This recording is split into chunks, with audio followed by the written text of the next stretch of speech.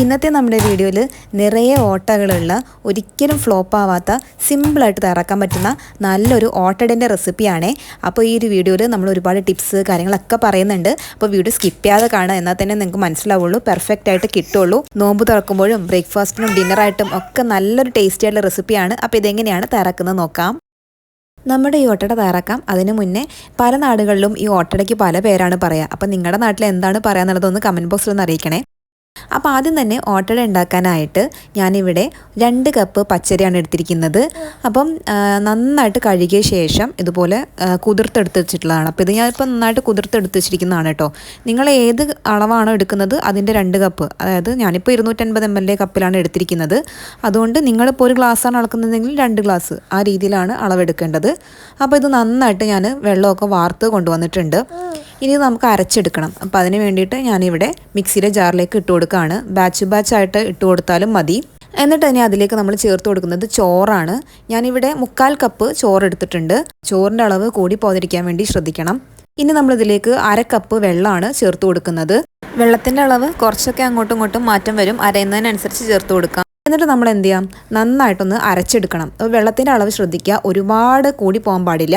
ആദ്യം ഇതെല്ലാം നന്നായിട്ട് അരഞ്ഞു കിട്ടുന്ന രീതിയിൽ വെള്ളം ഒഴിച്ചു കൊടുത്താൽ മതി. അപ്പോൾ ഞാനിതാ അരച്ചിട്ട് ഒരു പാത്രത്തിലേക്ക് മാറ്റിയിട്ടുണ്ട്. ഈ ഒരു രീതിയിലായിരിക്കണം കേട്ടോ നമ്മുടെ മാവ് അരഞ്ഞു കിട്ടേണ്ടത്. ആ രീതിയിൽ വേണം വെള്ളം ഒഴിച്ചു കൊടുക്കാനായിട്ട്. പിന്നെ ചോറിൻ്റെ അളവ് ശ്രദ്ധിക്കുക, ചോറ് കൂടിപ്പോയാൽ ഒരുപാട് പശപ്പായി പോവും നമ്മുടെ ഈ ഒരു ഓട്ടട, ഒരുപാട് ഒട്ടിപ്പോവും നമ്മുടെ ഓട്ടട. അപ്പോൾ അതുകൊണ്ട് ചോറിൻ്റെ അളവെന്ന് പറയുന്നത് ഇതിന് കറക്റ്റാണ്. ഇനി ഇതിൻ്റെ അളവുകൾ ഞാൻ ഡിസ്ക്രിപ്ഷൻ ബോക്സിൽ താഴെ കൊടുക്കുന്നുണ്ട് കേട്ടോ. അപ്പോൾ നിങ്ങൾക്കത് കറക്റ്റായിട്ട് ചെക്ക് ചെയ്താൽ മനസ്സിലാവും. ഇനി നമ്മൾ എന്താ ചെയ്യേണ്ടതെന്ന് വെച്ച് കഴിഞ്ഞാൽ ഇതിനകത്തോട്ട് നമ്മൾ ചേർത്ത് കൊടുക്കുന്നത് ചൂടുവെള്ളമാണ് കേട്ടോ. അപ്പോൾ ഇതിന് മുന്നേ ഞാനൊരു റെസിപ്പി ചെയ്തിട്ടുണ്ടായിരുന്നു, അരിപ്പൊടി വെച്ച് ചെയ്യുന്ന ഓട്ടടൻ്റെ റെസിപ്പി. അതിൻ്റെ ലിങ്ക് ഞാൻ ഡിസ്ക്രിപ്ഷൻ ബോക്സിലും അതുപോലെ ഐക്കാർഡിലും ഒക്കെ കൊടുക്കുന്നുണ്ട്. അതിനകത്ത് ഞാൻ തിളച്ച വെള്ളമാണ് ഞാൻ ഒഴിച്ചിട്ടുണ്ടായിരുന്നത്. അതുപോലെ ഞാൻ മുട്ടയൊക്കെ ചേർത്തിട്ടാണ് അത് ചെയ്തിട്ടുണ്ടായിരുന്നത്. ഇതിനകത്ത് നമ്മൾ മുട്ടയൊന്നും ചേർക്കുന്നില്ല. അതുപോലെ ഇതിനകത്തോട്ട് നമ്മൾ ചേർത്ത് കൊടുക്കുന്ന വെള്ളം എന്ന് പറയുന്നത് ചൂടുവെള്ളമാണ്, തിളച്ച വെള്ളം ചേർക്കണ്ട. അപ്പോൾ ടെക്സ്ചറിൽ കുറച്ച് മാറ്റം വരും കേട്ടോ. അപ്പോൾ അതുകൊണ്ടാണ് പറയുന്നത് തിളച്ച വെള്ളം വേണ്ട, വെള്ളത്തിൻ്റെ ചൂട് ഇമ്പോർട്ടൻ്റ് ആണ്. തിളയ്ക്കുന്നതിൻ്റെ കുറച്ച് മുന്നായിട്ടൊരു ചൂടുണ്ടാവില്ലേ, ആ ഒരു ചൂടാണ് കേട്ടോ. അപ്പോൾ ഞാനിപ്പോൾ ഇവിടെ ഒരു 1/4 കപ്പാണ് ഒഴിച്ചു കൊടുത്തിരിക്കുന്നത്. ഒരുപാട് ഒഴിച്ചു കൊടുക്കരുത്, കൺസിസ്റ്റൻസി മാറിപ്പോ. അപ്പോൾ അതുകൊണ്ട് കുറച്ച് ഒഴിച്ചു കൊടുത്ത് മിക്സ് ചെയ്തിട്ട് ആ മാവ് ഇങ്ങനെ വെന്ത് വരും. ഈ ഒരു രീതിയിലാണ് വേണ്ടത്. എന്നിട്ട് അതിലേക്ക് ആവശ്യത്തിന് ഉപ്പ് ചേർക്കാം. പിന്നെ ഇതിലേക്ക് ചേർത്ത് കൊടുക്കുന്നത് ഒരു 3 ടേബിൾ സ്പൂൺ അളവിൽ ചിരകിയ തേങ്ങയാണ്. പിന്നെ നമ്മൾ ഇതിനകത്തോട് ചേർത്ത് കൊടുക്കുന്നത് വെളിച്ചെണ്ണയാണ് കേട്ടോ. അപ്പം വെളിച്ചെണ്ണ എന്തായാലും ചേർത്ത് കൊടുക്കണം, കാരണം വെളിച്ചെണ്ണ ചേർക്കുമ്പോൾ നല്ലൊരു ടേസ്റ്റാണ് നമ്മുടെ ഈ ഒരു ഓട്ടടയ്ക്ക്. അതുപോലെ തന്നെ ഈ വെളിച്ചെണ്ണ ചേർക്കുന്നതിൻ്റെ ഒരു പ്രധാനപ്പെട്ട കാരണം എന്ന് പറഞ്ഞാൽ നമുക്ക് ചട്ടിയിൽ നിന്ന് വിട്ട് കിട്ടാനും കൂടെ വേണ്ടിയിട്ടാണ് നമ്മൾ ഈ വെളിച്ചെണ്ണ ചേർക്കുന്നത്. അപ്പോൾ വെളിച്ചെണ്ണ മസ്റ്റായിട്ടും ചേർക്കണം. ഞാനിപ്പോൾ ഇവിടെ എടുത്തിരിക്കുന്നത് പറയുന്നത് ഹോമീസിൻ്റെ വെളിച്ചെണ്ണയാണ്. അത് അടിപൊളി വെളിച്ചെണ്ണയാണ്. നിങ്ങൾക്ക് വേണ്ടവരുണ്ടെങ്കിൽ താഴെ ഞാൻ കോൺടാക്ട് നമ്പർ കൊടുക്കാം, നിങ്ങളൊന്ന് കോൺടാക്ട് ചെയ്ത് നോക്കുക. ഞാനിപ്പോൾ അതാണ് എടുത്തിരിക്കുന്നത്. ഏത് വെളിച്ചെണ്ണയാലും കുഴപ്പമൊന്നുമില്ല. ഇതിനൊരു എക്സ്ട്രാ നല്ലൊരു ടേസ്റ്റ് ഉണ്ട് എനിക്ക് ഫീൽ ചെയ്തത്, അതുകൊണ്ടാണ് പറയുന്നത്. അപ്പോൾ അത് നന്നായിട്ട് മിക്സ് ചെയ്ത് കൊടുക്കുക കേട്ടോ. ഇതുപോലെ കണ്ടോ, ഇതാണ് കൺസിസ്റ്റൻസി. ഒരു ദോശമാവിനേക്കാൾ കുറച്ചും കൂടി ലൂസായിട്ടുണ്ടാവണം, എന്നാൽ ഒരുപാട് കട്ടിയാവാനും പാടില്ല. ഇനി ഇതൊരു അടച്ചു വെച്ചിട്ട് ഒരു 10 മിനിറ്റ് ഒന്ന് നമുക്ക് റെസ്റ്റ് ചെയ്യാൻ വേണ്ടി വെക്കാം കേട്ടോ. അത് കഴിഞ്ഞിട്ട് നമുക്ക് ചുട്ടെടുക്കാം. അപ്പം ഞാനിപ്പോൾ ഇവിടെ ഓട്ടട തയ്യാറാക്കുന്നത് ഇതുപോലെയുള്ള ഓട്ടട ചട്ടിയിലാണ്. കഴിവതും ഇതുപോലെയുള്ള ഓട്ടട ചട്ടിയിൽ തന്നെ തയ്യാറാക്കിയെടുക്കാൻ വേണ്ടി ശ്രമിക്കുക. അല്ലാന്നുണ്ടെങ്കിൽ മാത്രം പാനൊക്കെ ഉപയോഗിക്കുക. അപ്പോൾ ചട്ടി അത്യാവശ്യം നന്നായിട്ട് ചൂടാവണം. ചെറുതായിട്ടൊന്ന് ഗ്രീസ് ചെയ്തതിന് ശേഷം നന്നായിട്ട് ചൂടാവണം കേട്ടോ. നല്ലപോലെ ചൂടായതിന് ശേഷമാണ് നമ്മളതിലേക്ക് 2 തവി മാവാണ് ഒഴിച്ചു കൊടുക്കുന്നത്. അപ്പം ഹൈ ഫ്ലെയിമിൽ തന്നെ ഇട്ട് വെക്കുക. എന്നിട്ട് നമ്മൾ എന്ത് ചെയ്യുന്നത് വെച്ചാൽ നടുവിലൊന്ന് ഇങ്ങനെ ജസ്റ്റ് ഒന്ന് സ്പ്രെഡാക്കി കൊടുക്കുക. എന്നിട്ട് അടച്ചു വെക്കൊന്നും വേണ്ട. അപ്പോൾ ഇങ്ങനെ ഹൈ ഫ്ലെയിമിൽ തന്നെ കിടക്കണം, അത്യാവശ്യം നല്ല ഫ്ലെയിം തന്നെ വേണം. എന്നിട്ട് ഇങ്ങനെ നിൽക്കുമ്പോൾ ഇങ്ങനെ സൈഡിലൂടെയൊക്കെ ഇങ്ങനെ ഓട്ടകൾ വന്നു തുടങ്ങും. അപ്പോൾ നമ്മൾ കുറച്ച് നേരം വെയിറ്റ് ചെയ്യണം. എന്നിട്ട് നമ്മൾ അടച്ചു വെക്കുകയൊന്നും വേണ്ട. നമ്മളിതിൽ ഒരു 90% എങ്കിലും അല്ലെങ്കിൽ 80% എങ്കിലും ഓട്ടകൾ വന്നതിന് ശേഷമാണ് നമ്മൾ അടച്ചു വെക്കേണ്ടത്. എന്നിട്ട് വീണ്ടും നമ്മൾ ഹൈ ഫ്ലെയിമിൽ തന്നെ വെക്കണം.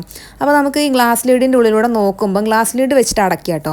അല്ലെങ്കിൽ നിങ്ങൾക്ക് എക്സ്പീരിയൻസ്ഡ് ആണെങ്കിൽ വലിയ പ്രശ്നമൊന്നുമില്ല. പക്ഷേ എക്സ്പീരിയൻസ് അല്ലാത്ത ആൾക്കാർ ഗ്ലാസ് ലീഡ് വെക്കണമെന്ന് നല്ലത്. അപ്പോൾ നിങ്ങൾക്ക് കാണാൻ പറ്റും പൊങ്ങി വരുന്നത്. പൊങ്ങി വന്നു കഴിഞ്ഞാൽ നിങ്ങൾ ലോ ഫ്ലെയിമിലേക്ക് മാറ്റണം, കാരണം ഉള്ളിൽ വേവാൻ കുറച്ച് ടൈം എടുക്കും. അപ്പോൾ അതുകൊണ്ട് ഒരു 2 സെക്കൻഡ് ഒന്ന് നമ്മൾ ലോ ഫ്ലെയിമിലേക്ക് മാറ്റണം. ആ സമയമാകുമ്പോൾ ടെമ്പറേച്ചർ ഒന്ന് കൺട്രോൾ ആവുകയും ചെയ്യും, അതുകൊണ്ടാണ്. എന്നിട്ട് നമ്മൾ എന്താണെന്ന് വെച്ച് കഴിഞ്ഞാൽ തുറന്നു നോക്കിയാൽ കണ്ടോ, ഇപ്പം നമ്മുടെ ഓട്ടട നന്നായിട്ട് വന്നിട്ടുണ്ട്. അതുപോലെ തന്നെ ഉള്ളിലൊക്കെ നന്നായിട്ട് കുക്കായിട്ടും ഉണ്ടാവും.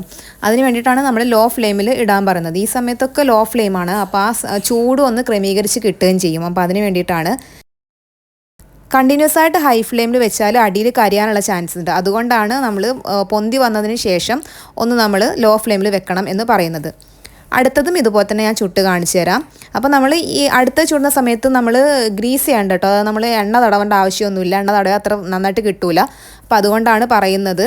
എന്നിട്ട് നമ്മൾ 2 തവി മാവ് ഒഴിച്ചതിന് ശേഷം നമ്മൾ വീണ്ടും ഇതുപോലെ തന്നെ വെയിറ്റ് ചെയ്യുക. അതായത് നമ്മൾ ഹോൾസ് ഇതുപോലെ ഒരു 80% വരുന്നത് വരെ നമ്മൾ കാത്തു നിൽക്കുക. എന്നിട്ട് നമ്മൾ എന്ത് ചെയ്യാന്ന് വെച്ച് കഴിഞ്ഞാൽ വന്നതിന് ശേഷമാണ് നമ്മൾ അടച്ചു വെക്കേണ്ടത്. എന്നാലേ നല്ലോണം കിട്ടുള്ളൂ കേട്ടോ. നമ്മൾ എന്താ പറയുക, ഇത് ഗ്യാസിൽ ചെയ്യുന്ന മെത്തേഡാണ്. നമ്മളിപ്പോൾ എല്ലാവരും പൊതുവേ ഗ്യാസിലാണ് ചെയ്യുക. അടുപ്പിൽ ഇങ്ങനെ അല്ല കേട്ടോ ചെയ്യുക. അടുപ്പിൽ തീ കൂടുതലായതുകൊണ്ട് വേറെ രീതിയിൽ തന്നെയാണ് ചെയ്യുക. അപ്പോൾ ഇതാ ഇങ്ങനെ നമ്മൾ അടച്ചു വെക്കുക. എന്നിട്ട് നമ്മൾ ചെക്ക് ചെയ്യണം. ആ ഒരു വെള്ള ഇതുണ്ടല്ലോ അത് മാറി പൊന്തി കഴിഞ്ഞാൽ ലോ ഫ്ലെയിമിലോട്ട് മാറ്റണം. ലോ ഫ്ലെയിമിൽ ഒരു 2 സെക്കൻഡ് വെച്ച് കഴിഞ്ഞാൽ അതിൻ്റെ ഉൾഭാഗമൊക്കെ വെന്തിട്ടുണ്ടാവും. ഹൈ ഫ്ലെയിമിൽ വെച്ചാൽ ഉൾഭാഗം വെന്ത് കിട്ടൂല. അപ്പോൾ അതുകൊണ്ടാണ് അങ്ങനെ ചെയ്യാൻ പറയുന്നത്. പിന്നെ ടെമ്പറേച്ചർ ഒന്ന് കുറഞ്ഞും കിട്ടും. അപ്പോൾ ഇതാ കണ്ടില്ലേ. അപ്പോൾ ഇതിൽ പ്രധാനപ്പെട്ട കാര്യം എന്ന് പറയുന്നത് ഒന്ന് മൂടി അടച്ചു വെക്കുന്നതാണ്. പിന്നെ ടെമ്പറേച്ചർ ഭയങ്കര പ്രധാനപ്പെട്ട ഒരു കാര്യമാണ്. എന്നാലും നമുക്ക് നന്നായിട്ട് കിട്ടുക. അതുപോലെ തന്നെ കുറേ കഴിയുമ്പം ഒരു 5-6 എണ്ണമൊക്കെ ചുട്ട് കഴിയുമ്പോൾ ഒരു കുറച്ച് അടി പിടിക്കുന്ന പോലെ തോന്നുകയാണെങ്കിൽ മാത്രമേ നിങ്ങൾ ഗ്രീസ് ചെയ്യാൻ പാടുള്ളൂ. അല്ലാന്നുണ്ടെങ്കിൽ പെർഫെക്റ്റായിട്ട് കിട്ടൂല കേട്ടോ. അപ്പോൾ അതുകൊണ്ടാണ് നമ്മൾ വെളിച്ചെണ്ണ ഒഴിച്ചു കൊടുക്കുന്നത്, ഒട്ടിപ്പിടിക്കാതിരിക്കാൻ വേണ്ടി. വെളിച്ചെണ്ണ നല്ലപോലെ ഒഴിച്ചു കൊടുത്താൽ ഒട്ടിപ്പിടിക്കത്തുമില്ല. അപ്പം ഇതാ നമ്മുടെ ഓട്ടട ഇവിടെ റെഡി ആയിട്ടുണ്ട്. എല്ലാം തന്നെ നല്ല അടിപൊളിയായിട്ട് കിട്ടിയിട്ടുണ്ട്. കണ്ടോ, നല്ല സോഫ്റ്റ് ആയിട്ടുള്ള ഓട്ടടയാണ്. നല്ലപോലെ ഓട്ടകളൊക്കെ വന്നിട്ടുള്ള നല്ല പെർഫെക്റ്റ് ആയിട്ടുള്ള ഒരു ഓട്ടടയാണ്. കണ്ടോ, ഇങ്ങനെ മുറിക്കുമ്പോൾ തന്നെ നിങ്ങൾക്ക് മനസ്സിലാണ്ട് ഉള്ളിൽ ഇങ്ങനെ ആരായി വന്നിട്ടുണ്ട്. ഉള്ളിൽ അങ്ങനെ വേവാത്ത പ്രശ്നങ്ങളും ഒന്നുമില്ല. നല്ലതുപോലെ കുക്കായി വന്നിട്ടുണ്ട്. ഇതുപോലെ നന്നായിട്ട് കുക്കായി വരണം. നിങ്ങൾ എന്താ പറയുക, സ്ലോ ഫ്ലെയിമിൽ വെച്ച് കുക്കായിട്ടില്ലെങ്കിൽ ഉള്ളിൽ മാവ് പോലെ ഉണ്ടാവും കേട്ടോ. അപ്പോൾ അത്രയ്ക്ക് നന്നായിട്ടുണ്ടാവില്ല കഴിക്കാൻ. അപ്പോൾ ഇതാ കണ്ടില്ല, നല്ല സോഫ്റ്റാണ്. കണ്ടോ, അടിയിലൊന്നും കരിഞ്ഞു പോയിട്ടും ഒന്നുമില്ല. എല്ലാം നല്ല പെർഫെക്റ്റ് ആയിട്ട് തന്നെയാണ് കിട്ടിയിരിക്കുന്നത്. പിന്നെ ഇത് കഴിക്കുന്ന സമയത്ത് എന്താ ചെയ്യേണ്ടതെന്ന് പറഞ്ഞു കഴിഞ്ഞാൽ നമ്മൾ ചൂടോടുകൂടി തന്നെ ഇത് സെർവ് ചെയ്യണം. നല്ല തേങ്ങാപ്പാലും പഞ്ചസാരയോ അല്ലെങ്കിൽ നല്ല തലേന്നത്തെ മീൻകറിയൊക്കെ കൂട്ടി കഴിക്കാൻ പൊളിയാണ്. പിന്നെ ബീഫ് വരട്ടിയതുണ്ടെങ്കിൽ പറയും വേണ്ട. പിന്നെ ഞാനിപ്പോൾ ഇവിടെ കഴിച്ചിട്ടുള്ളത് മീൻകറിയുടെ കൂടെയാണ് കേട്ടോ. അത് നല്ലൊരു മീൻകറിയാണ്. നമ്മൾ ഉള്ളിയൊക്കെ മോപ്പിച്ചിട്ട് ചെയ്യുന്നൊരു നല്ല തേങ്ങരച്ച മീൻകറിയാണ്. അപ്പോൾ അതിൻ്റെ കൂടെ കൂട്ടിയപ്പം പൊളി ടേസ്റ്റ് തന്നെ. നമ്മൾ നന്നാലും നമുക്ക് മതിയാവില്ല, അത്രയും ടേസ്റ്റാണ്. പിന്നെ ചൂടോട് കൂടി തിന്നട്ടോ, അല്ലെങ്കിൽ കുറച്ച് ഹാർഡായി പോകുന്നതുകൊണ്ടാണ് പറയുന്നത്. ഇഫ്താറിനൊക്കെ അടിപൊളി കോമ്പിനേഷനാണ്.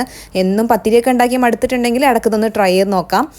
പിന്നെ ഇതിൻ്റെ അളവുകളൊക്കെ ഞാൻ കറക്റ്റായിട്ട് ഡിസ്ക്രിപ്ഷൻ ബോക്സിൽ കൊടുത്തിട്ടുണ്ട്. അത് നോക്കിയിട്ട് ചെയ്യുക. അളവുകളൊക്കെ കറക്റ്റായിട്ട് ചെയ്ത് നോക്കാം കേട്ടോ. 1 കപ്പ് പച്ചരി കൊണ്ട് ഏകദേശം 8-9 ഓട്ടടയാണ് കേട്ടോ കിട്ടുന്നത്. അളവിൽ നിന്ന് എനിക്കൊരു 10-15 ഓട്ടട കിട്ടിയിട്ടുണ്ട്. വീഡിയോ ഇഷ്ടപ്പെട്ടാൽ ലൈക്കും കമൻറ്റും ഷെയറും സബ്സ്ക്രൈബും ചെയ്തേക്കാം. മറ്റൊരു നല്ല വീഡിയോ ഇട്ട് ഇൻഷാ അല്ലാഹ് വീണ്ടും റിസ്നാസ് റെസിപ്പിയിലൂടെ കണ്ടുമുട്ടാം. അതുവരേക്കും tata bye. Thank you for watching.